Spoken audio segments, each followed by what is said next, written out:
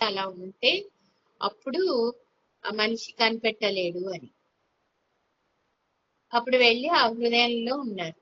అందుకని మనం ఏం చేస్తుంటాం, హృదయంలో ఉన్న భగవంతుని మనం వెతుక్కోకుండా బయట వెతుకుతూ ఉంటాం.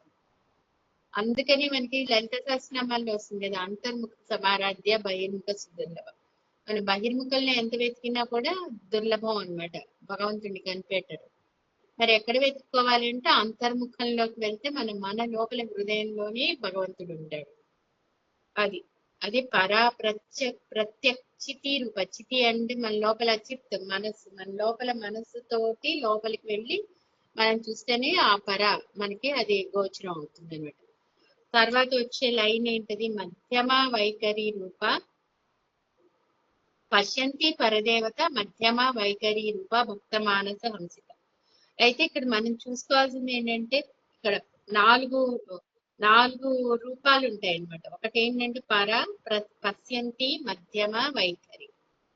అయితే ఇక్కడ ఇవేంటంటే వాక్ స్వరూపాలే. మన లోపల మన మాట ఎలా వస్తుంది, మనం ఇప్పుడు బయటికి మాట్లాడుతున్నాం, బయటికి మాట్లాడే శబ్దం ఎలా వస్తుంది అంటే మన ఈ 4 రూపాల నుంచి పశ్యంతి మధ్యమ వైఖరి, ఈ 4 దీని నుంచి మనకి ఆ శబ్దం అనేది బయటకు వస్తుంది. అంటే మన వాక్ స్వరూపం, అంటే ఆ వాక్ స్వరూపం అలా బయటకు వస్తుంది. అది ఎలాగా అంటే ఇవన్నీ మనకి ఏంటంటే వెనకాల వైఖరి అనేది ఏంటంటే బయటికి కనిపించేది. మనం చెప్తుంటాం కదా, వీళ్ళ వైఖరి ఇలా ఉంది, వీళ్ళ వైఖరి బాగాలేదు, లేకపోతే వైఖరి అని మనం చెప్తుంటాం కదా, ఇతని వైఖరి ఇంతే, లేకపోతే ఈమె వైఖరి ఇంతే, ఇలా మనం చెప్పుకుంటూ ఉంటాం కదా. ఎప్పుడైనా విన్నారా వైఖరి అనే పదం? విన్నాం కదా. అది మనకి బయటికి బాహ్యంగా కనిపిస్తుంది. దాని వెనకాల 3 సూక్ష్మ దశలు ఏంటంటే మనకి పర పశ్యంతి మధ్యమ అన్నమాట. ప్రతిదానికి అది ఉంటుంది. మన లోపల వాక్కు ఎలా ఉంటుంది, ఫస్ట్ పర ప్రత్యక్షితి లోపల, ఆ లోపల చిత్ మనస్సు లోపల మనకి వాక్ అనేది మనసు లోపల ఒక ఆలోచన రూపంలో అది రూపుదాలుస్తుంది అన్నమాట. అది ఒక సూక్ష్మ దశ. తర్వాత ఏమవుతుంది,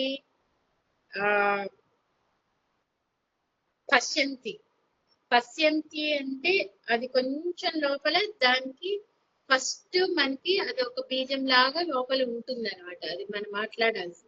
తర్వాత మనం ఏం చేస్తామంటే అదంతా ఒక దగ్గరికి తీసుకొస్తాం. పశ్యంతి అంటే మొత్తం మన ఏదైతే భావము, ఆ భావం ఉందో అదంతా కూడా ఆ భావం ఏర్పడుతుంది అన్నమాట. ఆ భావం ఏర్పడిన తర్వాత ఆ భావాన్ని ఏం చేస్తాము, ఒక పదాల కింద వాక్యాల కింద సమకూరుస్తాం అన్నమాట. అది మధ్యమ. అది అంతా అప్పుడు అక్కడ వెనకాల రెడీ అవుతుంది లోపల. ఆ చిత్ అంటే ఆ మనసు లోపల అదంతా కూడా ఒక జ్ఞానం అన్నమాట. మనకు ఆ జ్ఞానం లోపల ఉంటేనే అదంతా కూడా దానికి సంబంధించిన జ్ఞానంతో అదంతా లోపల తయారవుతుంది. తయారైన దాన్ని మనం ఏం చేస్తాము, వైఖరి అంటే బయటికి మాట్లాడతాం. అప్పుడు దాని వైఖరి ఏంటో అది బయటపడుతుంది అన్నమాట. అంటే ఇంత జరుగుతుంది మనం మాట్లాడేదాన్ని, మన మనస్సు లోపల ఇంత జరిగి బయటకు వస్తుంది. అది ఎలాంటిది అంటే ఉదాహరణకి ఎట్లాంటిదంటే, లోపల మనము ఒక ఒక చెట్టుగా మనకి కనిపించాలి అంటే చెట్టుకి ఎన్ని దశలు ఉంటాయి, లోపల విత్తనం నాటుతాం. విత్తనం నాటిన తర్వాత ఏమవుతుంది, అది ఆ విత్తనం ఏమవుతుందంటే లోపల నీటిని గ్రహించుకుని ఉబ్బుతుంది కదా. ఆ ఉబ్బిన దశ ఏంటంటే పరా అన్నమాట. ఆ ఉబ్బి లోపల ప్రాణశక్తి తయారవుతూ ఉంటుంది. తర్వాత ఏమవుతుంది అంటే దాని నుంచి మొలక వస్తుంది కదా, ఆ మొలక పశ్యంతి అన్నమాట. ఆ మొలక వచ్చిన తర్వాత ఏమవుతుంది అంటే అది ఆ మొలక మళ్ళా కొంచెం బయటకు వస్తుంది. ఫస్ట్ ఒక మొలక వస్తుంది, దానికి మళ్ళా కొంచెం పైకి వచ్చి దానికి ఆకులు 2 దళాలు ఏర్పడతాయి అన్నమాట. అదేంటది, ఆ 2 దళాలు ఏర్పడింది మనకి అది మధ్యమ అయిపోయింది అనమాట. వచ్చి ఆ తర్వాత ఇంకా పెరుగుతుందే, పెరిగి దానికి కొమ్మలు వచ్చి దానికి అన్ని వచ్చి కనిపిస్తుంది, అది వైఖరి అన్నమాట. అప్పుడు దాని అసలు వైఖరి ఏంటో కనిపిస్తుంది. అసలు అది మొలకగా ఉన్నప్పుడు అది ఏ చెట్టు అని కూడా మనం చెప్పలేం. అది ఇంకొంచెం పైకి పైకి వచ్చి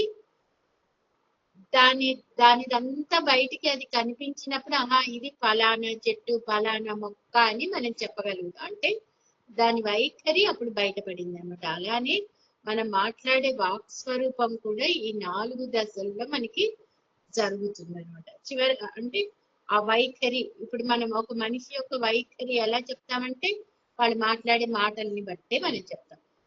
ఇతని వైఖరి ఇంతే, వాళ్ళు దురుసుగా మాట్లాడుతున్నారా, శాంతంగా మాట్లాడుతున్నారా, లేకపోతే ఎలా ఉన్నారు అనేది మనం దేని ద్వారా చెప్తాము?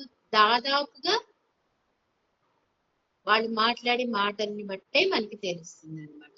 ఒక్కోసారి ఏమవుతుందంటే పైకి తీయగా మాట్లాడుతుంటారు, లోపల ఉంటుంది, అది వేరే విషయం. కానీ చాలా వరకు ఎక్కడో ఒకడ బయటపడతారు కదా. ఒకవేళ అలా ఉన్నా కూడా ఎక్కడో ఒక చోట మళ్ళీ వాళ్ళ స్వభావం బయటపడిపోతుంది.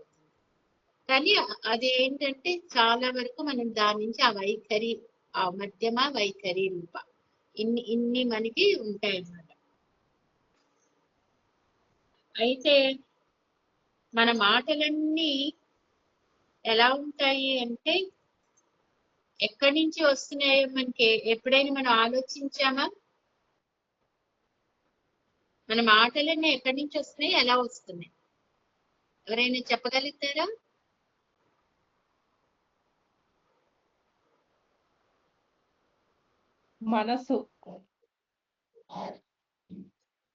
మనసులోకి మనకి ఇప్పుడు కొంతమందికి ఏమో కొంతమంది తక్కువ మాట్లాడుతూ ఉంటారు. కొంతమందికి ఏంటంటే మన లోపల ఎంత విషయ పరిజ్ఞానం మన లోపల వేస్తూ ఉంటామో దాన్ని బట్టి కూడా మన మాటలు ఉంటూ ఉంటాయి అన్నమాట. అంటే అవన్నీ ఎక్కడి నుంచి వస్తాయి మళ్ళా అంటే ఇంద్రియాల నుంచి గ్రహిస్తూ ఉంటాయి. ఇంద్రియాలు ఏంటివి మనకి? జ్ఞానేంద్రియాలు. మెయిన్ జ్ఞానేంద్రియాల నుంచి మన మనసు తయారవుతుంది.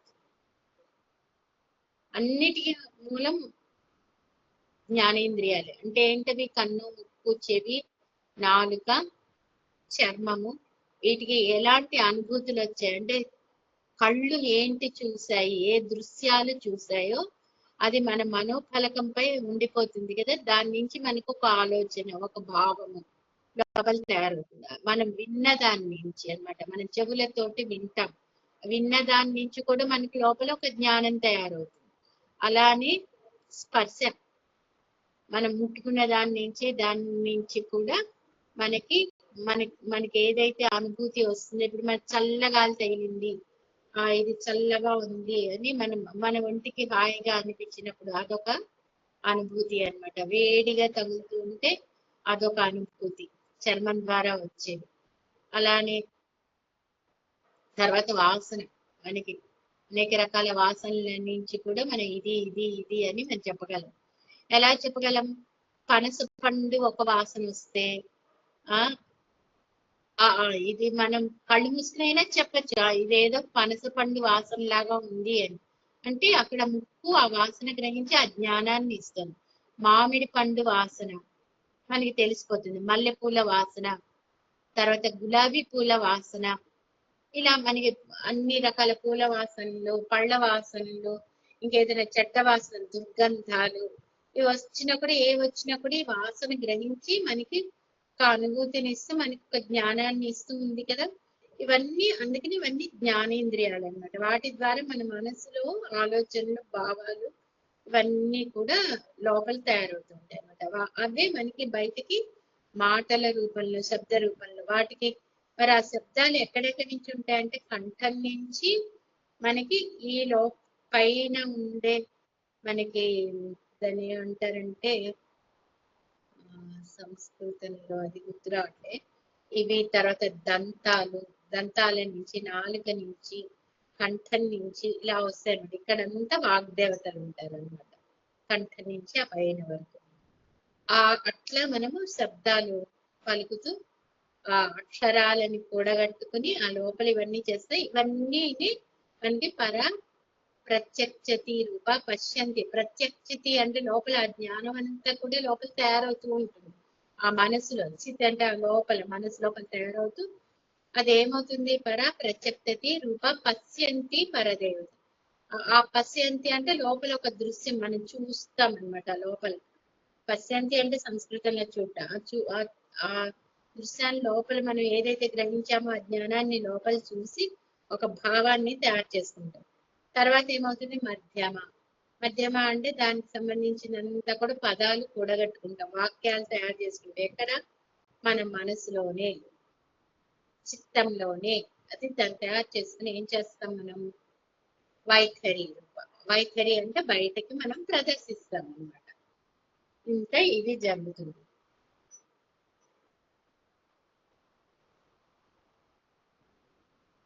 ఇంకా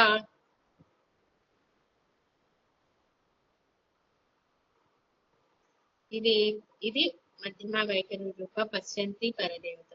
ఇది మనం ఇంకా సూక్ష్మంగా తీసుకుంటే ఎలా ఉంటుంది అంటే,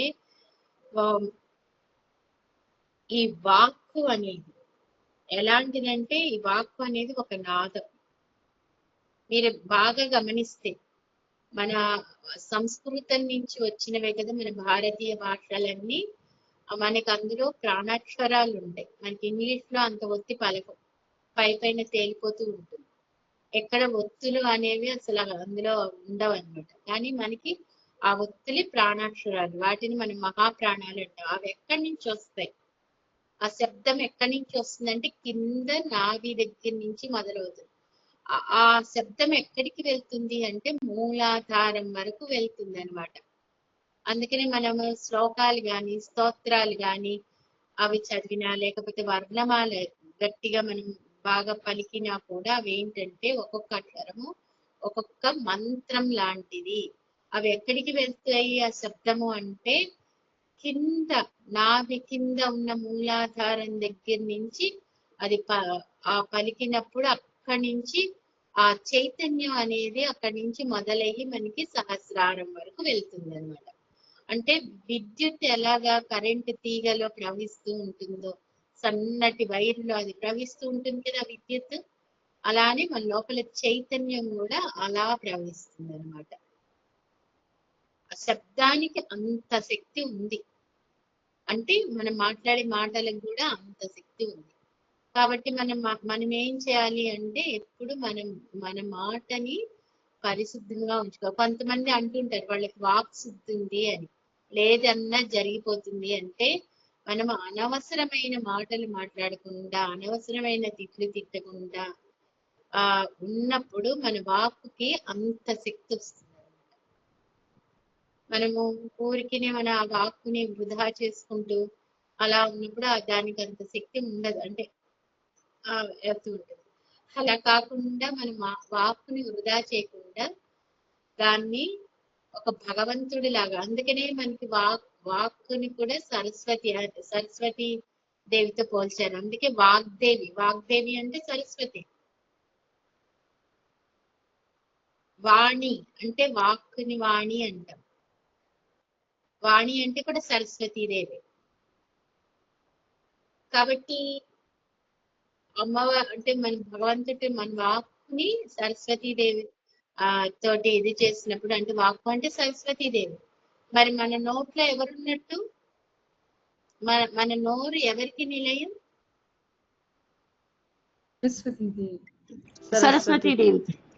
సరస్వతీదేవికి నిలయం.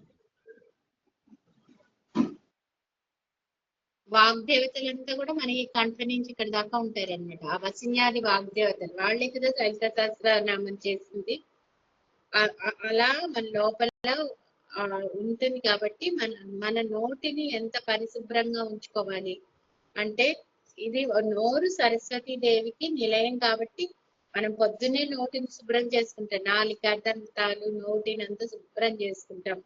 అలానే మన తినే తిండి కూడా ఎలా ఉండాలి అంటే అలా లోపల ఉంటూ ఆ సరస్వతీదేవిని, అంటే మన వాక్కుని అవమానించకూడదు. వాక్కుని మనం ఎంతో ఎరుకతోటి మాట్లాడాలన్నమాట.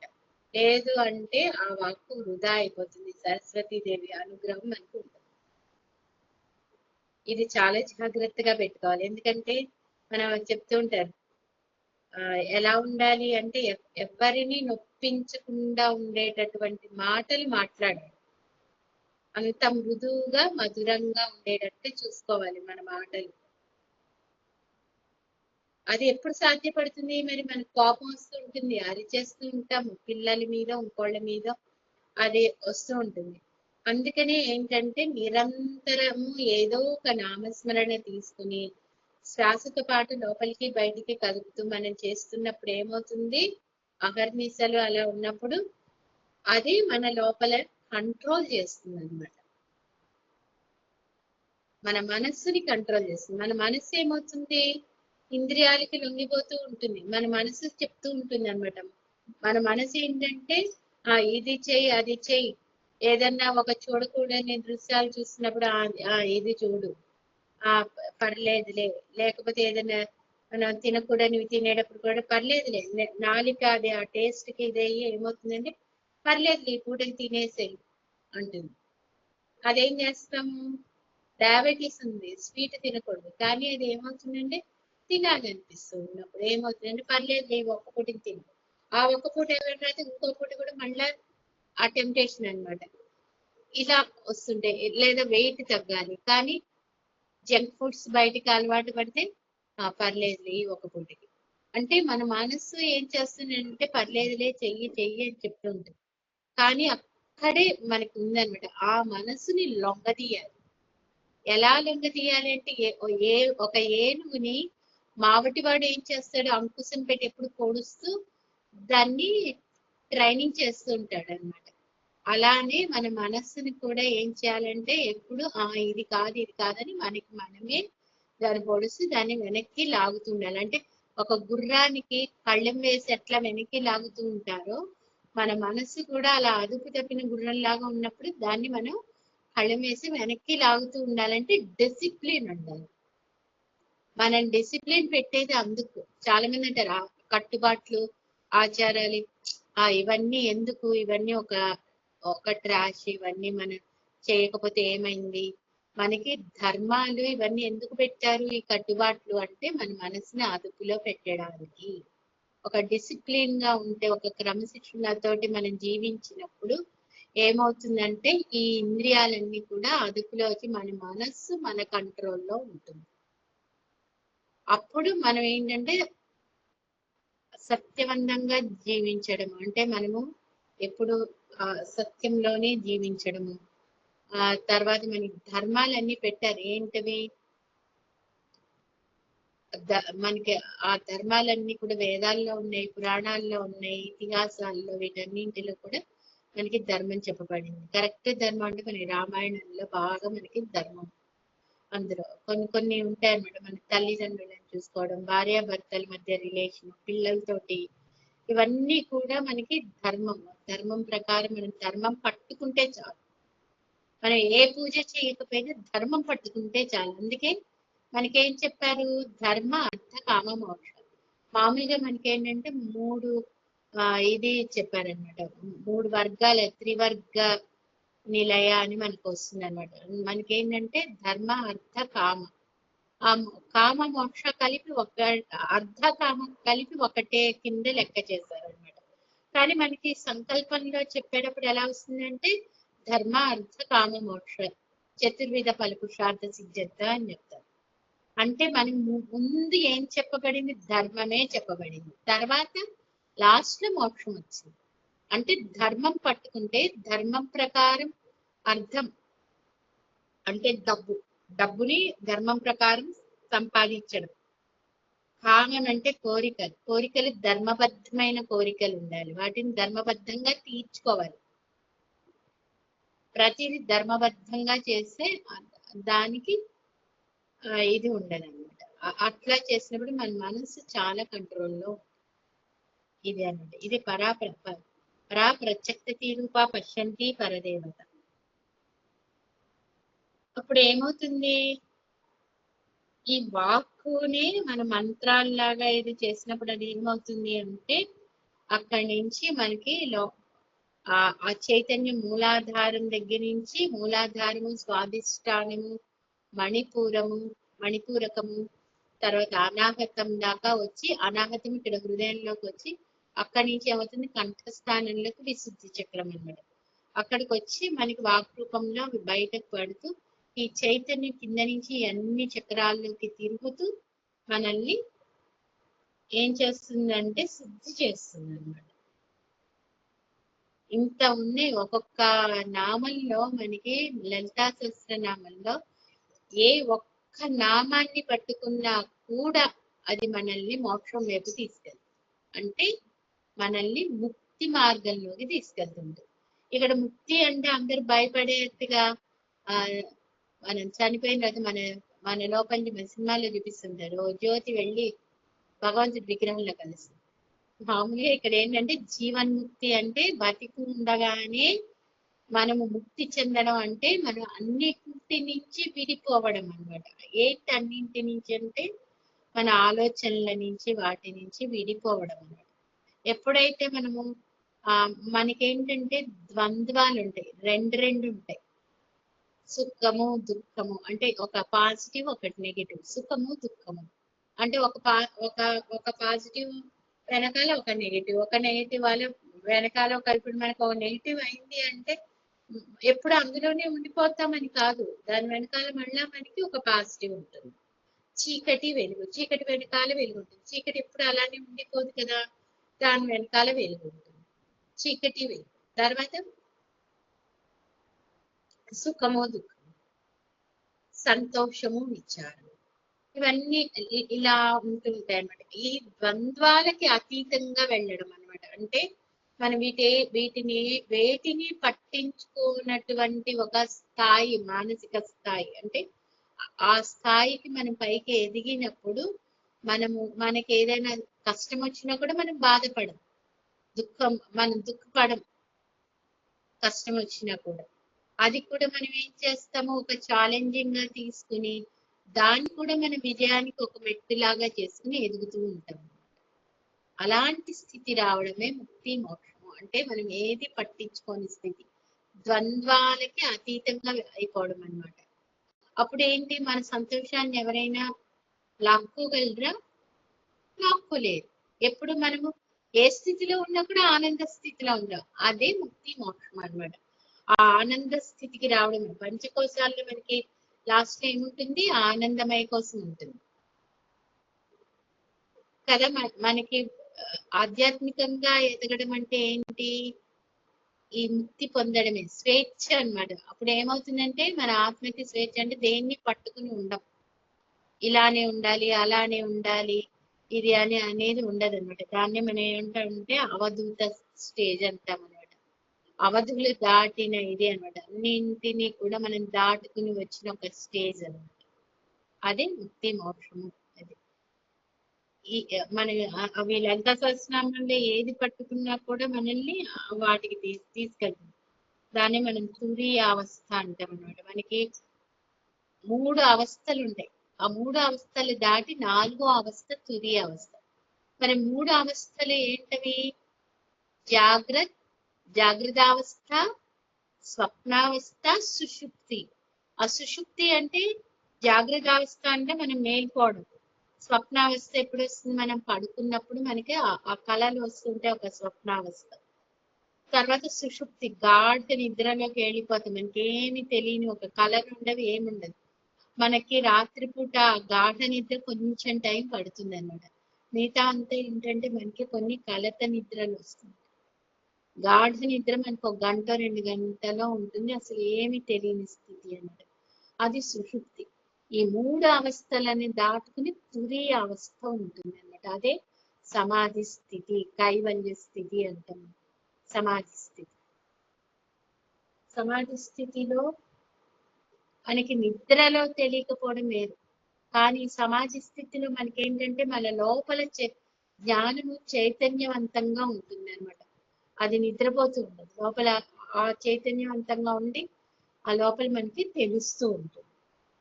కానీ శరీరం మాత్రం కదలకుండా ఉంటుంది సమాధి స్థితిలో, అచేతనంగా అనిపిస్తుంది శరీరం, కానీ లోపల స్థితి మాత్రం చేతనంగా ఉంటుంది అన్నమాట. చాలా అంటే పూర్తిగా విశ్వంతో కనెక్ట్ అయ్యి అంత చైతన్యం అంటాం కదా, అంత చైతన్యావస్థలో ఉంటుంది అనమాట సమాధి స్థితిలో. అమ్మ ఒక డౌట్, అడగండి. చెవులు పంచేంద్రియాల్లో చెవులు ఏ తత్వం కింద వస్తుందమ్మా? ఆకాశమా వాయుతత్వమా? చెవులు ఆకాశ తత్వం కింద వస్తుంది. శబ్దం కదా చెవులకి. పంచ తన్మాత్రలు మనకి లలిత సహస్రనామాల్లో మొదట వస్తాయి కదా, పంచ తన్మాత్ర సాయిక అని. అంటే మనోరూపేక్ష కోదండ పంచ తన్మాత్ర సాయిక అని వస్తుంది కదా. మనోరూపేక్ష కోదండ అంటే ఏంటి? ఇక్షు అంటే చెరుకు. మనోరూపేక్ష కోదండ అంటే మనస్సుని చెరుకు లాగా ఉంచి, దాన్ని చెరుకులాగా ఉంచి దాన్ని కోదండంలాగా తయారు చేసి, ఆ మనస్సు అనే ఇక్షుని కోదండంలాగా విల్లులాగా తయారు చేసి, దానికి బాణాలు ఏంటవంటే పంచతన్మాత్రలు. ఏంటవి పంచతన్మాత్రలు అంటే శబ్ద రూప స్పర్శ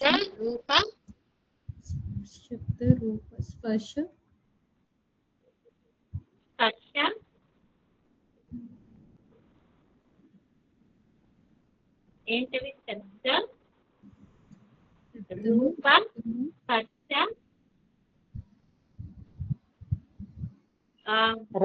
సడన్గా గుర్తురావటం. రసగంధం. శబ్ద రూప రస గంధం. ఈ ఐదు పంచ జ్ఞానేంద్రియాలకి కనెక్ట్ ఉంటాయి. ఏంటవి అంటే శబ్దము చెవులకి, రూపం కళ్ళకి. ఎందుకంటే ఆ రూపము దేంతో చూస్తామంటే పంచభూతాలు కూడా. మన పంచభూతాలు, పంచ జ్ఞానేంద్రియాలు, పంచ తన్మాత్రలు. ఎలా అంటే ఫస్ట్ ఇది మీకు నేను చాలాసార్లు చెప్పాను కూడా, ఇది మళ్ళా గుర్తుపెట్టుకోండి. శబ్ద దేనికి కనెక్టెడ్? చెవులకి. చెవులు ఏ తత్వము? ఆకాశ తత్వం మనకి పంచభూతాల్లో కదా. ఆ పంచ తన్మాత్రల్లో శబ్దము, ఆకాశతత్వము, పంచ జ్ఞానేంద్రియాల్లో చెవి. ఈ మూడు ఒకటే అన్నమాట. తర్వాత వచ్చేది ఏంటది? రూపం దేనికి కనెక్టెడ్ అంటే కళ్ళకి కనెక్టెడ్. దానికి పంచ జ్ఞానేంద్రియం ఏంటంటే అగ్ని. ఎందుకంటే మనకి అగ్ని అంటే ఏంటి? అగ్ని మనం ముట్టిస్తేనే కదా దీపం వెలుగుతే, ఆ వెలుగే కదా అగ్ని అంటే. వెలుగు, ఆ వెలుగు స్వరూపం అంటే మన కంట్లో వెలుగు ఉంటేనే మనం రూపం చూడగలుగుతాం. కాబట్టి పంచతన్మాత్రల రూపము దేనికి కనెక్టెడ్ అంటే పంచభూతాల్లో అగ్నికి కనెక్టెడ్. పంచ జ్ఞానేంద్రియం ఏంటంటే కన్ను. ఈ మూడు ఒకటి. నేను లలిత సహస్రనామాల్లో కూడా నేను ఆ గ్రూప్ లో షేర్ చేశాను. ఇదంతా ఒకటి నేను రాసి మళ్ళా షేర్ చేస్తాను. దాన్ని కొత్తగా వచ్చిన వాళ్ళు కూడా మళ్ళీ చూసుకుందరు. కానీ ఆ తర్వాత నెక్స్ట్ మనకేమొస్తుంది? శబ్ద స్పర్శ, శబ్ద రూప స్పర్శ. స్పర్శ ఏంటది? చర్మం కదా. మనకి 5 సెన్సెస్. చర్మము దానికి కనెక్టెడ్ ఏంటది? వాయువు. పంచభూతాల్లో కనెక్టెడ్ వాయువు. అయిపోయిందా? ఇప్పుడు నెక్స్ట్ శబ్ద రూప స్పర్శ రస. రసకేంటది?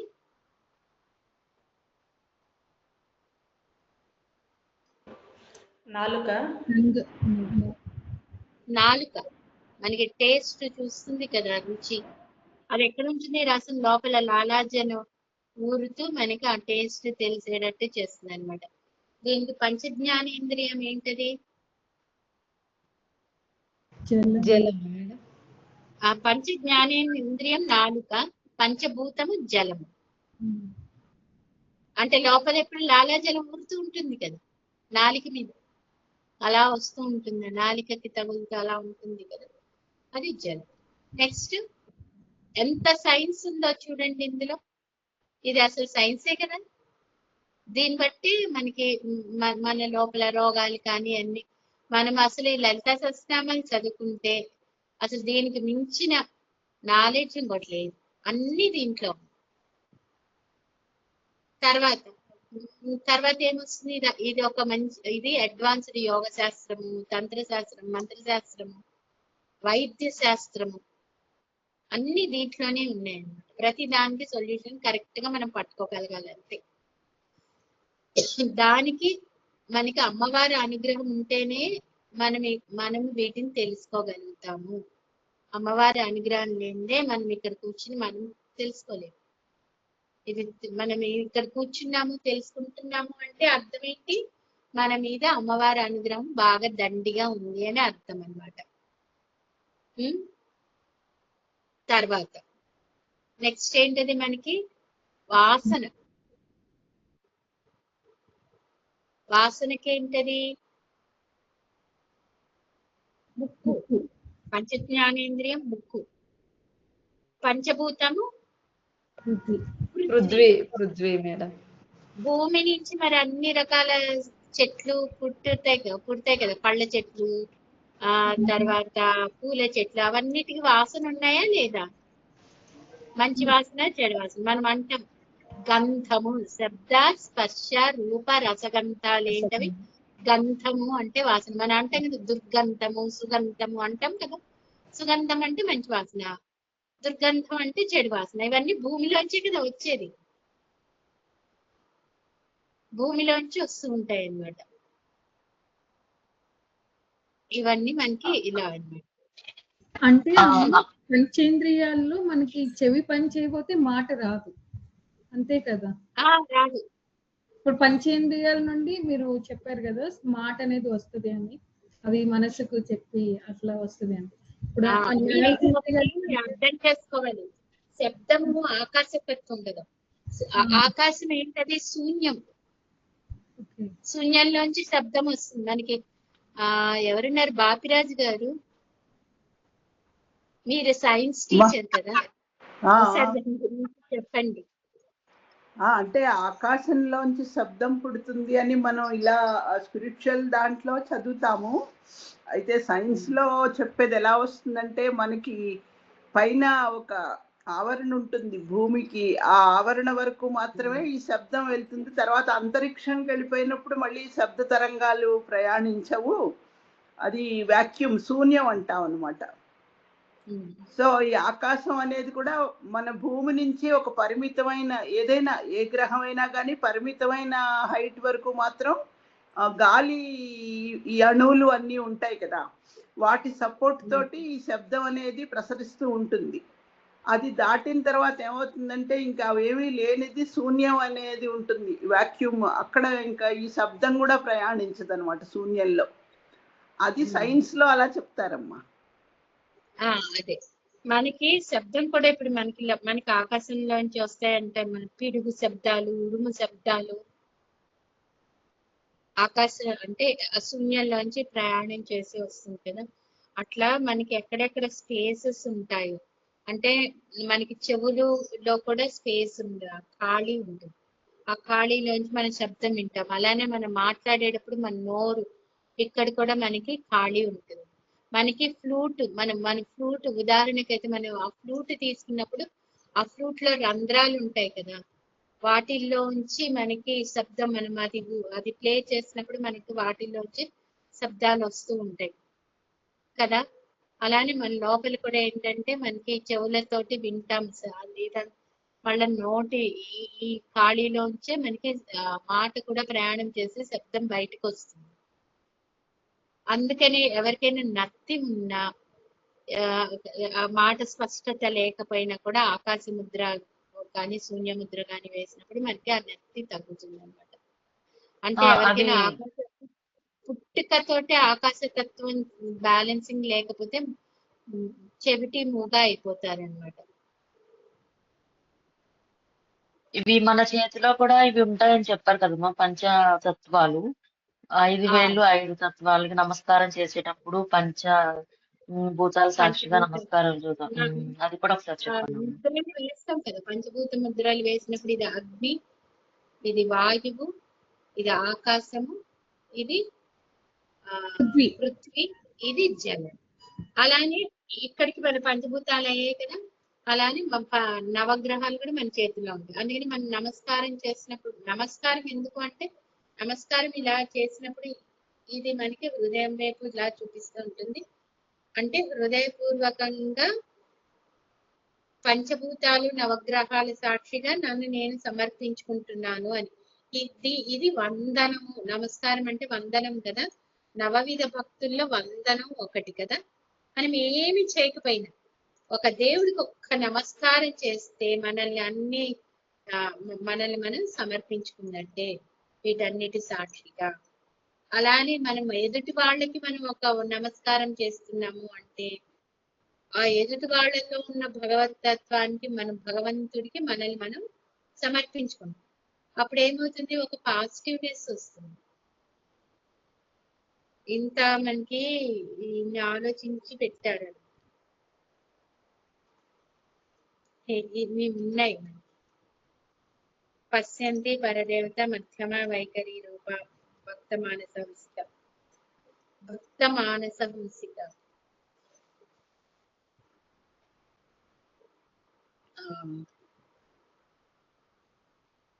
ఇక్కడ ఈ మధ్యమ మనం ఏం చేస్తాము, మన మంత్రం చేసేయడం. ఇక్కడ మీరు మంత్రాలు స్తోత్రాలకి కూడా మన డిఫరెన్స్ తెలుసు. మనం మంత్రం ఎలా చేస్తామంటే మధ్యమలో చేస్తాం. మధ్యమ వైఖరి రూప అంటే మధ్యమ స్థితిలో మనం చేస్తాం అన్నమాట. మంత్రము బయటికి రాదు, లోపల మనసులో చేస్తాం. స్తోత్రాలు అవన్నీ వైఖరి రూప, బయటికి మనం శబ్దాలు పలికినప్పుడు అది వైఖరి రూప అన్నమాట. అప్పుడు మన మంత్రము మధ్యమలో చేస్తున్నప్పుడు ఏమవుతుంది, ఆ మధ్యమంలో అంటే మన లోపల చేసినప్పుడు ఏమవుతుందంటే భక్తుల యొక్క భక్త మానస హంసిక, భక్తుల యొక్క మనసు ఎలా ఉంటుందంటే ఆ హంస నీటిలో ఎలా ఓలలాడితే ఎలా ఉంటుందో అలా మన మనసు అలా ఉంటుంది అన్నమాట. ఆ లోపల జపం చేసి అదే భక్త వైఖరి రూప భక్త మానస హంసిక. అయితే జగన్మాత మన లోపల ఉన్న అమ్మవారు ఎలా ఉంటుందంటే ప్రతి ఒక్కళ్ళల్లో కూడా పరా రూపంలో ఉంటుంది. అంటే పరా మనకేంటి, అది లోపల ఎక్కడో ఉంటుంది కదా, ఒక లోపల. దాన్ని మనము పట్టుకోగలగాలి. అది ఎప్పుడు వస్తుంది అంటే అంతర్ముఖంలోకి వెళ్ళినప్పుడే. మన లోపల మనం ప్రయాణం చేయాలి. దానికోసం మన నామస్మరణ, ధ్యానము, జపము ఇన్ని చేస్తున్నాం అన్నమాట. మనం పూజ చేస్తాం. పూజ చేసేటప్పుడు ఏమవుతుంది, పెదాలు పలుకుతూ ఉంటాయి, స్తోత్రాలు ఇవన్నీ కూడా పలుకుతూ ఏం చేస్తాము, చేతులతోటి పువ్వులు పెడుతూ ఉంటాము, ఆ పసుపు కుంకుమ అక్షంతలు వేస్తుంటాం. కానీ మన మనసు ఎక్కడ తిరుగుతూ ఉంటుంది, వేరే చోట తిరుగుతున్నప్పుడు ఊరికి వీడి పని ఇలా చేస్తూ ఉంటుంది. దానివల్ల మనకి ఉపయోగం లేదు. మనం చేసేటప్పుడు మనకి అంగ పూజ చెప్తారు అన్ని. అంటే మనకి మీరు గ్రహిస్తే ఇంకొకటి, ఆ దేవుడి రూపాలన్నీ ఎవరి బయట ఉన్న విగ్రహాలన్నీ ఎలా తయారు చేశారు అంటే అమ్మ ఇక్కడ మనం మధ్యమ అంటే మంత్రం మననం చేసేటప్పుడు మధ్యమ రూపంలో ఉంటుంది. స్తోత్రాలు మనం పైకి చదివినప్పుడు వైఖరి వాక్ రూపంలో ఉంటుంది. ఇంకా లోపలికి వెళ్తే భావ రూపంలో, ఇప్పుడు మనం అర్థాలు చెప్పుకుని అర్థాలు తెలుసుకున్నప్పుడు పశ్యంతి భావ రూపంలోకి తీసుకెళ్తాం మనము. అలా సాధన తీవ్రతరం చేసినప్పుడు ఈ పరారూపంలో ఉన్న ఆత్మని మనం చేరుకోవడానికి మార్గంగా అలా అర్థం చేసుకోవచ్చమ్మా. అది కరెక్ట్ గా అర్థం చేసుకున్నాను. అంటే ఆ పరాని మన లోపల, అంటే సూక్ష్మాతి సూక్ష్మము మనకి అంటము. గుహ్యతర గుహ్యతమ శాస్త్రాలు. గుహ్య ఏమో కొంచెం, గుహ్య అంటే ఏమో మనకి ఏంటంటే సూక్ష్మ, అంటే రహస్యం. గుహ్యతర ఇంకా కాస్త రహస్యం. గుహ్యతమ రహస్యాది రహస్యం అనమాట. లలితా సహస్రనామం అలా రహస్యాది రహస్యం ఇదిలో అనమాట. మనకి పైకి చూసినప్పుడు ఒక అర్థం కనిపిస్తుంది, లోపలికి అంతర్గతంగా వెళ్తే ఇంకా ఇంకా ఇంకా. అందుకనే మనం గుహ అని, ఎందుకంటే మనం బయట కూడా గుహలోకి వెళ్తే లోపలికి వెళ్తున్నప్పుడు అది చీకటిగా లోపలికి వెళ్తూ అలా లోపలికి, అలా మన లోపలికి మనం ప్రయాణం చేస్తున్నప్పుడు ఆ సూక్ష్మాతి సూక్ష్మమైన దానికి శక్తి మన లోపల దాన్ని చేసుకోవాలి. అది ఆత్మతత్వం. లోపలికి వెళ్ళి దాన్ని పట్టుకుంటే దాని శక్తి చాలా ఉంటుంది అన్నమాట. దాన్ని మనం పట్టుకోవాలి. అంటే అది అణువు కంటే కణం కంటే లోపల ఇంకా ఇంకా ఇంకా చాలా చిన్నగా సూక్ష్మాతి సూక్ష్మంగా ఉంటుంది. మనకి ఎలా ఉంటుంది ఆటం బాంబు. అందుకే అంటారమ్మా ఈ ఆత్మని వాళ్ళు అంటారు కదా, అన్నిటికంటే దగ్గరగా ఉంటుంది కానీ మనం అన్నిటికంటే దూరంగా ఉన్నంత కష్టపడాలి దాన్ని తెలుసుకోవడానికి అని అంటారు. మన లోపలే ఉంటుంది కానీ మన లోపలికి మనం వెళ్ళి చేరుకోవడమే ఎంత కష్టమో చూడండి. కష్టమే మేడం, మీకు ఈజీ అవుతుంది. ఒకటి అందుకనే మన జీవితాన్ని మనం ఎంత సింపుల్ గా చేసుకుంటే ఏమవుతుందంటే భౌతిక విషయాల మీద మనకి దృష్టి తగ్గిపోతూ లోపలి ఎప్పుడైతే మన భౌతిక విషయాల మీద మనం ఎంత తగ్గించుకుంటామో లోపలికి అంత బాగా వెళ్ళగలుగుతాం. అర్థం చేసుకోండి. అంటే అలా అని అన్ని వదిలేసేయమని కాదు, మనసుకి పట్టించుకోకూడదు. కొంచెం నిర్మజ్ఞానం ఒకటి మనకి ఉంది కదా, సంసారము ఒక పంకం లాంటిది, ఒక బురద లాంటిది. తామర పువ్వు బురదలో ఉన్నా కూడా తామర పువ్వు బురదని అంటించుకోదు. మనం ఎలా ఉండాలంటే తామర పువ్వు లాగా ఉండాలి. నాకు ఒక్కొక్కసారి అనిపిస్తుంటుంది, నాకు మా ఇంట్లో నాకు అరవింద అని పేరు మా నాన్నగారు పెట్టారు అనమాట. నాకు ఎంత మంచి పేరు పెట్టారు, అరవిందం అంటే తామర పువ్వు, తామర పువ్వు లాగా ఉండమని, అలా ఏది అంటించుకోకుండా అని. అరవిందకి బాల చేరడం వల్ల ఇంకా బాగుంటుందమ్మా మీ పేరు. మేడం మీ పేరు చాలా బాగుంది మేడం. నా పేరు అప్పట్లోనే అరవింద అంత బాగా పెట్టారు మేడం. అప్పట్లోనే అంత బాగా ఆలోచించి పెట్టారు మేడం. అరవింద బాల. ఎప్పుడు చిన్నపిల్లలకి ఎట్లా ఉంటుంది మనస్తత్వం అంతలా మనము పరిశుద్ధంగా ఉంచుకోవాలి. పిల్లలకి ఏంటంటే ఏది ఉన్నది దులుపుకుని వెళ్ళిపోతుంటారు, ఏది మనసుకి పట్టించుకోరు కదా. అలా మనసుకి పట్టించుకోకుండా ఉండాలి. మనకి ఏమవుతుందంటే 12 ఏళ్ళు దాటి, అందుకనే ఆ పూర్వం ఏం చేసేవాళ్ళు అంటే ఆ చిన్నప్పుడు వాళ్ళకి ఉపనయనాలు చేయడము, బయట బాహ్యంగా పోకుండా ఉండడానికి అవన్నీ చేస్తుండేవాళ్ళు అనమాట. తర్వాత ఎవరికి తగ్గట్టుగా వాళ్ళకి అన్ని వర్ణాలలోనూ పెట్టారు పూజలు అవన్నీ, ఎవరి దానికి తగ్గట్టుగా వాళ్ళకి పెట్టారనమాట. అది మనం పట్టుకోగలగాలి. మనకి ఏమీ లేకపోతే ఉత్తి ధర్మం పాటిస్తే చాలు, మనం పూజలు చేయక్కర్లే. నేను మీకు ఎప్పుడు ఏదో ఒక కథ కూడా నేను ఆ ఫ్రీ గ్రూపుల్లో చెప్తూ ఉంటాను, ధర్మవ్యాధుడు కథ చెప్తాను. ఏంటంటే ఎవరి ధర్మాన్ని వాళ్ళు పట్టుకోవాలి, ఎవరి వృత్తుల్ని వాళ్ళు, అంటే మనం ఏ పని చేస్తున్నా దాన్ని సక్రమంగా నెరవేర్చాలన్నమాట. మనం అనుకుంటాము ఏదో ముక్కు మూసుకుని ఒక చోట కూర్చుని చెయ్యడము అని కాదు. మనం కూర్చుని పూజ చేయాలి కరెక్టే, కానీ ప్రతి దానిలోనూ మనం భగవంతుణ్ణి వెతుకోగలగాలన్నమాట.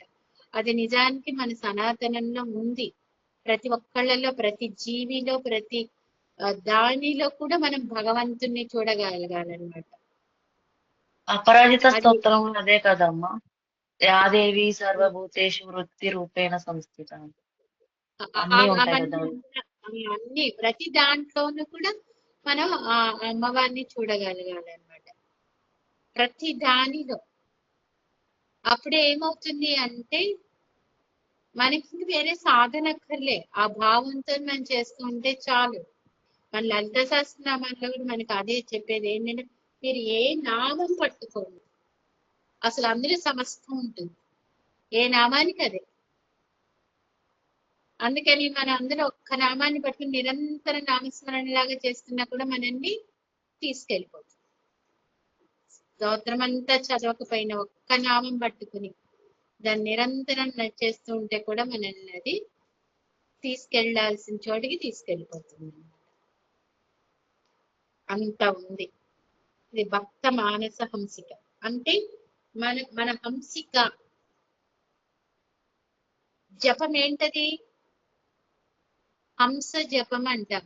అదే హంసో హంసో హంసో హంసోహం. శ్వాసను పట్టుకోవడమే అని లలితా సహస్రనామాల్లో ఎన్ని చోట్ల వస్తుందో. అందుకని మన లోపల చేసే శ్వాసని హంసతోటి పోల్చారనమాట. అది చేసినప్పుడు ఏమవుతుంది అంటే అది ఒక్కొక్క చక్రంలోకి వెళ్తూ అన్ని శ్వాసలు ఆ చక్రాల్లోకి వెళ్తూ ఉంటాయి. తర్వాత ఇక్కడ ఇంకొకటి ఏంటంటే మనకి చెప్పారు పరా పశ్యంతి మధ్యమా వైఖరి. మనకి ప్రత్యక్తి రూప పశ్యంతి పరదేవత మధ్యమా వైఖరి రూప భక్త మానస హంసిక. అంటే మనకి వైఖరికి వచ్చేటప్పటికి ఒక స్పష్టమైన వాక్కు ఉంటుంది, కానీ లోపల మనకి ఏంటంటే ఆ లోపల ఒక దశ ఉంటుందన్నమాట. అదేంటిదంటే మనకి మంత్రాలు శ్రీ విద్యని తీసుకుంటే ఏంటంటే మనకి ఏంటంటే ముందు బాల మంత్రము, తర్వాత పంచదశి. అంటే ఈ మంత్రోపదేశాలు లేకపోయినా కూడా లలిత సహస్రనామాలు చదవచ్చు. మంత్రోపదేశం ఉండి లలిత సహస్రనామాలు చదవచ్చు, మంత్రోపదేశం లేకుండా కూడా లలిత సహస్రనామాలు చదవచ్చు. సామవేదం గారు చెప్తూ ఉంటారన్నమాట, మనం అలా కూడా చదవచ్చు అని. అయితే అది ఎలా ఉంటుందంటే పశ్యంతి అంటే మన లోపల ఆ లోపల ఆ పశ్యంతి దశ ఏమో బాల త్రిపుర సుందరి బాల అన్నమాట. తర్వాత మధ్యమ దశ పంచదశి రూపం. వైఖరి అంటే మనకి పూర్ణ రూపంలో వచ్చేది రాజరాజేశ్వరి, ఆవిడే లలిత. శ్రీ విద్యలో ఇన్ని ఉన్నాయన్నమాట. మన శ్రీ విద్య ఉపాసన వచ్చి షోడశి పరిపూర్ణంగా వచ్చినప్పుడు షోడశిలో మనకి అది వైఖరి రూపంలో కనిపిస్తుంది. అదే కామేశ్వర ప్రాణనాడి. తర్వాత శ్లోకం చదవండి.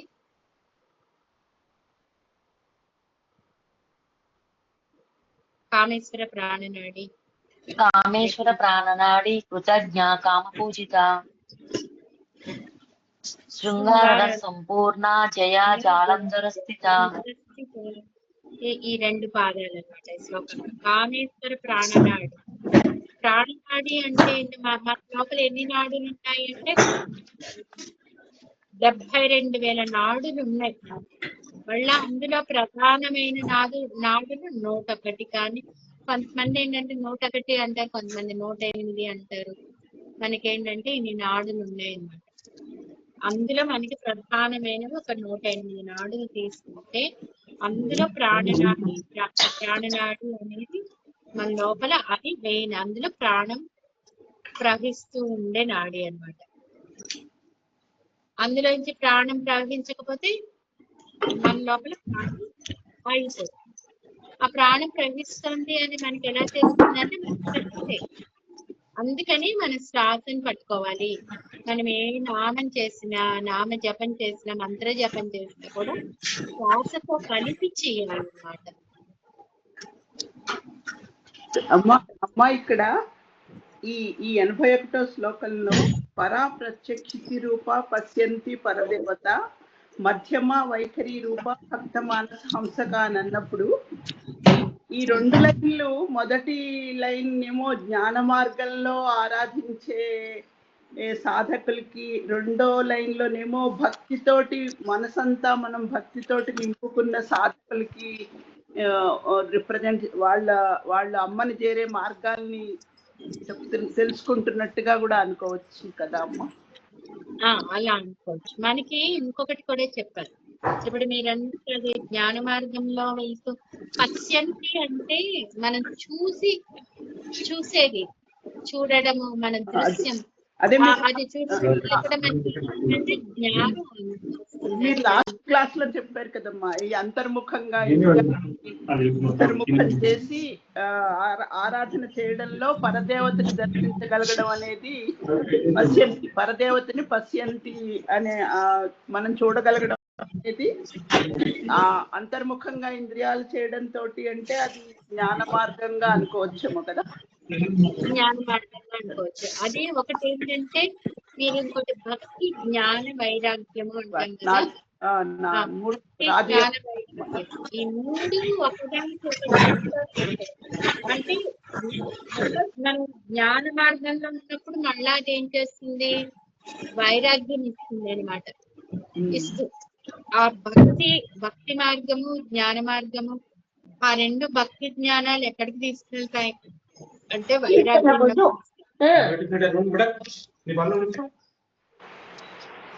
మ్యూట్ చేసుకోరా.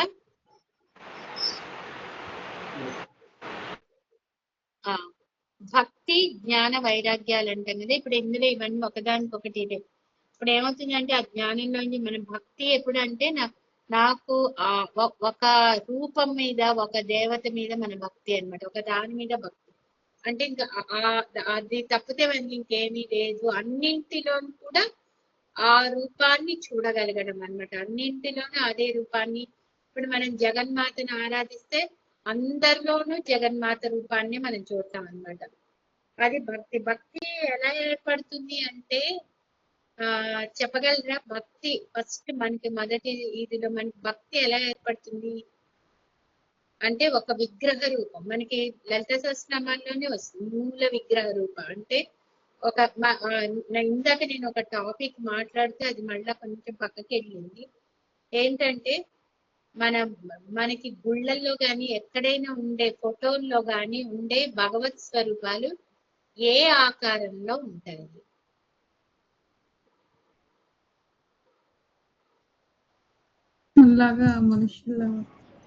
మనుషుల్లాగా ఉంటాయి. మనుషులాగానే ఉంటాయి కదా. కాళ్ళు, చేతులు, తల, కళ్ళు, ముక్కు, నోరు, చెవులు ఇన్ని ఉండి వాటికి అలంకారాలు చేసి ఇన్ని ఉంటాయి. అంటే దీన్ని బట్టి మనకి ఏం అర్థమవుతుంది?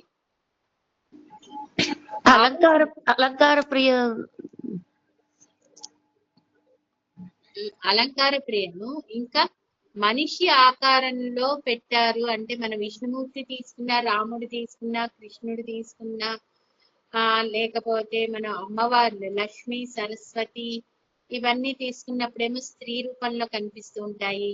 రాముడు, విష్ణుమూర్తి ఇవన్నీ పురుష రూపంలో కనిపిస్తూ ఉంటాయి కదా. కానీ ఇవన్నీ ఏంటంటే మనకి మనిషి ఆకారంలో పెట్టారు. ఎందుకు మనిషి ఆకారంలో ఉన్నాయి అంటే మిగతా జీవులకి వెన్నెముక ఉండదు. ఎక్కడ కొన్నిటికి వెన్నెముక ఉన్న జంతువులకి ఇలా భూమికి సమాంతరంగా ఉంటాయి, ఊర్ధ్వముఖంలోకి ఉండవు అన్నమాట. ఒక మనిషికి మాత్రం మనకి ఊర్ధ్వంలోకి ఉంటాయి.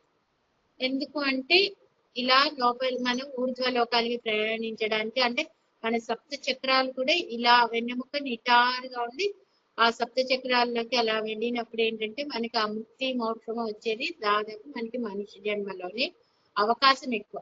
ఎక్కడో అనుగ్రహం ఉంటే కనుక జంతువు పశువులు కూడా వస్తాయి. అది ఎక్కడో చాలా రేర్ గా జరుగుతూ ఉంటాయి అన్నమాట. అది మనకేంటి ఇంకా క్రిమి కీటకాల్లో అయితే అసలు వెన్నెముకే ఉండదు.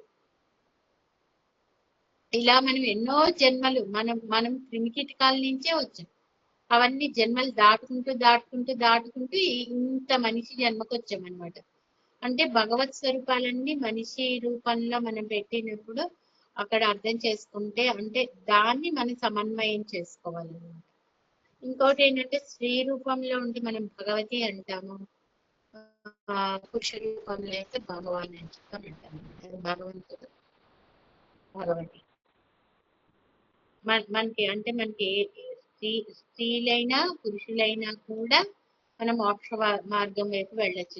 ఇద్దరికి తేడా ఏం లేదు. కాకపోతే మీరు ఇంకొకటి గమనిస్తే ఏంటంటే పురుష రూపంలో ఉన్న శరీరాలకేమో ఈ తపస్సు, జపము, తపము పెట్టారు. ఆడవాళ్ళకి కూడా ఉన్నాయి తపస్సు, కానీ వాళ్ళకి ఏం పెట్టారంటే పెళ్లి అయి పాతివ్రత్య ధర్మం అన్నమాట. భర్తను అనుసరించి అవి చేస్తే ఇంక వాళ్ళకి ఏది అక్కర్లేదు అంటారు. అంటే ధర్మబద్ధంగా నడుచుకుంటూ అవన్నీ చేసినప్పుడు వేరే పూజలు అక్కర్లేదు వాళ్ళకి. ఎందుకంటే ఆడవాళ్ళకి అన్ని ఎక్కువ పెట్టలేదు, మగవాళ్ళకి ఉన్నంత పెట్టలేదు. కానీ అర్హత ఉంది, కొన్ని చేసుకోవచ్చు. కానీ అంత మన మగవాళ్ళంత ఇది లేకపోతే ఏదైనా సరే మనం ధర్మబద్ధంగా చేస్తూ వెళ్ళినప్పుడు అదే సాధన అన్నమాట. మనము మీరు గమనిస్తే సత్యవంతంగా ఉండడము, సత్యంలోని జీవించడం అంటే దానికి ఎన్నో ఎదుర్కోవాల్సి వస్తుంది. అంటే అప్పుడు ఏమవుతుంది, చివరికి అందులోనే పూర్తిగా సత్యవంతంగా మన మనసును తయారు చేసుకున్నప్పుడు మన జీవితం చాలా ఈజీగా అయిపోతుంది. దేనికి భయపడని స్థితి ఒకటి వస్తుంది అనమాట. నిర్భయంగా ఉండొచ్చు. ఇవన్నీ ధర్మాల్లో భాగాలే అనమాట. అది పురుషులకైనా స్త్రీలకైనా ఇవన్నీ మనకు ఉంటుంది. కామేశ్వర ప్రాణనాడి కృతజ్ఞ కామపూజిత. కామేశ్వర ప్రాణనాడి మనకి నాడుల్లో కన్నింటిలో కూడా ముఖ్యమైన నాడి ఏంటది? మనకి ఇప్పుడు 72,000 నాడుల్లో ముఖ్యమైన నాడులు 108 అయితే అందులో అతి ముఖ్యమైనవి ఏంటవి? మనకి సూర్యనాడి, చంద్రనాడి. ఇంకా ముఖ్యమైనది సుషుమ్న మధ్యలో ఉంటుంది అనమాట. ఈ అమ్మవారి ఎక్కడ ప్రాణరూపంగా సంచారం చేస్తూ ఉంటుందంటే సుషుమ్నాలోనే చేస్తూ ఉంటుంది అనమాట. కామేశ్వర ప్రాణనాడి కృతజ్ఞ కామపూజిత. అక్కడే ఆవిడ ఏ రూపంలో ఉంటుంది అంటే చిదేకర అస్వరూపిణి రూపంలో ఉంటుంది అనమాట. అంటే ఆ కరెంటు ఎలా ప్రవహిస్తుంది? మన ఇంట్లో ఒక వైర్లో సన్నటి రాగి తీగ లోపల ప్రసారం అవుతుంటుంది కదా. అలానే మన లోపల ఉండే ఆ సన్నటి రాగి తీగ లాంటిది ఏంటిది అంటే సుషుమ్నా నాడి. చైతన్యము, అమ్మవారి చైతన్యం అందులో ఉంటుంది అనమాట. ఆ సుషుమ్నాని మనకి పైన కుండలిని శక్తి అందులోంచి వెళ్తుంది అనమాట. ఆ సుషుమ్నా ఆ ద్వారంలోంచి, ఆ నాడిలోంచి ప్రవహిస్తూ అన్ని చక్రాల నుంచి వెళ్ళి సహస్రారాన్ని చేరుకుంటుంది. అది ఎట్లా ప్రవహిస్తుంటుందంటే అమ్మవారు చిదేకర స్వరూపిణి లాగా లోపల ఆ చైతన్య శక్తి, అమ్మవారి చైతన్య శక్తి అలా ప్రసారం అవుతూ ఉంటుంది అనమాట. వెళ్ళి ఎక్కడికి వెళ్తుంది? అది సహస్రారానికి వెళ్తుంది. ఆ సహస్రారమే శివుడి రూపం అన్నమాట. కుండలిని శక్తి రూపం. అది సుషుమ్నాలోంచి వెళ్తూ అక్కడికి వెళ్తుంది. అది కామేశ్వర ప్రాణనాడి.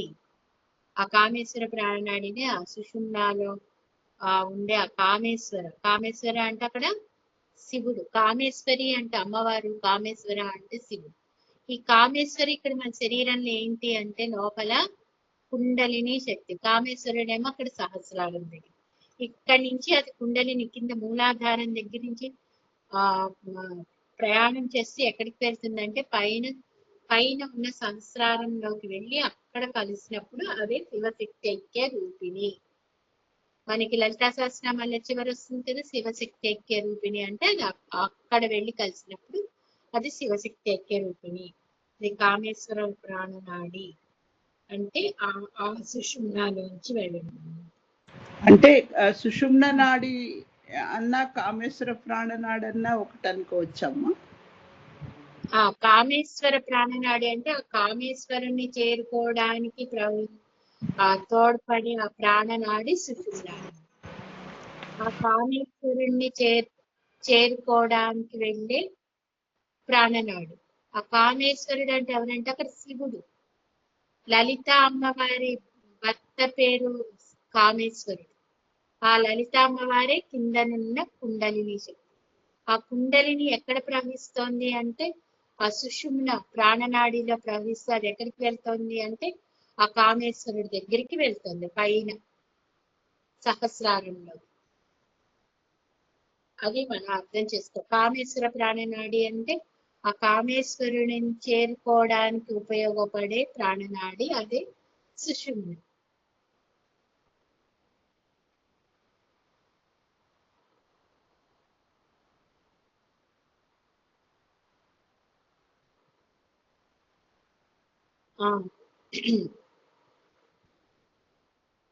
ఇక్కడ దాకా అర్థమైంది కదా? అర్థమైంది. రేపు చెప్పుకుందాము. 7:40 అవుతోంది. పర్వాలేదు అంటే కృతజ్ఞ దాకా చెప్పేసి ఆపేస్తాం. ఇందులో ఇప్పటి వరకు చెప్పిన దాంట్లో ఏమైనా డౌట్స్ ఉన్నాయా?